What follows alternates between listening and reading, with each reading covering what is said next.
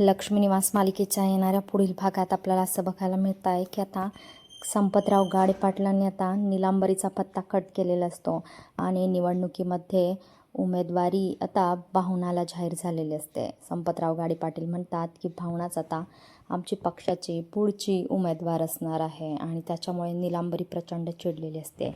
निलांबरी आता शेवटचा डाव म्हणून भावनाला गळा दाबून मारण्याचा प्रयत्न करते. निलांबरी रात्री भावनाच्या खोलीमध्ये जाते.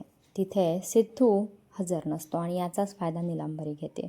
ती आता एका छोट्याशा टेडीच्या खेळण्याने भावनाचं नाक आणि तोंड दाबण्याचा प्रयत्न करते. भावना प्रतिकार करते, परंतु निलांबरीच्या ताकदीपुढे भावनाचं काही चालत नाही आणि तेवढ्यामध्ये आपल्याला सिद्धू आलेला पाहायला मिळतोय. त्यानंतर निलांबरी अजून चाकूने भावनाच्या पोटावर मारण्याचा प्रयत्न करत असते. निलांबरी आता खूप प्रयत्नशील असते, परंतु सिद्धूने ज्या वेळेस निलांबरीच्या डोक्याला गन लावलेली असते तेव्हा मात्र निलांबरी खूप घाबरते. काय आता सिद्धू निलांबरीला गोळी मारून उडवेल का आणि निलांबरीचा खेळ खलास करेल का हे पाहणं